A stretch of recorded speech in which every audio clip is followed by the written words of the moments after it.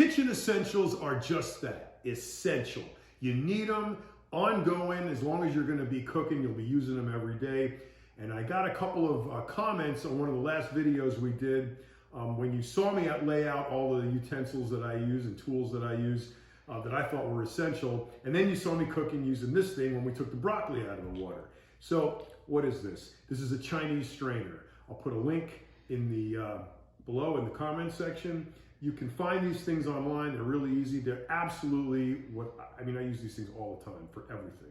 Frying, boiling, they're incredible. You'll love it. So I'll tell you where to get that. Next thing we're going to talk about that I didn't put in the essentials is this. This is a cast iron pan. Old school cast iron. Every cook's got one of these in his kitchen. They're really important to have. They're extremely versatile, but there's a couple of things you got to do to them to make them work for you. And I'm going to show you how to do that today on Gaspari Kitchen. That is a high flame. You put the pan on the flame. You're probably going to want to turn the exhaust fan on because it's going to make a bit of smoke. But we'll do that after I record. Leave it on there. Just let it get hot, hot, hot, smoking hot. Just keep letting it get hot. I'll come back in a couple minutes and show you exactly what I mean by how hot is hot. I'm going to turn the Apache helicopter off here for a sec. See it smoking like that? That's what it's supposed to do. Just let it go. So the smoking is continuing, although it's starting to die down, and you're going to keep heating this until pretty much all the smoke stops. So the smoking has gone down to about that level, and this probably would stay that way for a little bit longer. If you notice, the bottom of the pan has sort of gotten a lighter gray color, and you kind of want to keep that uniform all the way around.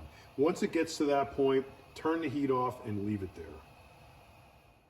Now that that's cooled off for a little bit, but not completely cool, it's still hot, don't use the handle. What heating it up has done, ostensibly, is opened the pores of the metal, expanded them, and burnt off all the crud and left a little kind of coat of carbon.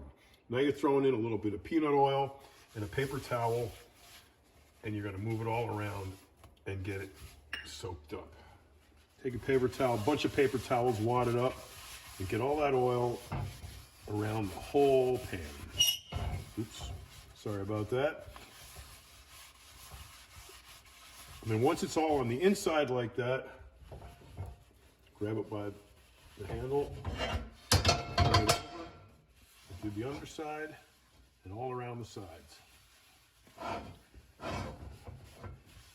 And then just leave it there till it all the way cools off. The most important thing about a cast iron pan is after you use it, don't wash it. And what I mean by don't wash it is no soap. So all of that crud on there is going to come right off. The key is you got to clean it as soon as you're done using it. If you're the kind of guy that throws his pan in the sink, dumps some water in there and goes to work and comes home 12 hours later and tries to clean it, it's going to rust. You don't want to do that. Clean it right away. Hot water, no soap. Get some kind of brush to try to loosen up the bits that are on there, and it'll come clean. Wipe it off with a paper towel, put a drop of oil on it, rub that in with a paper towel, and you're done.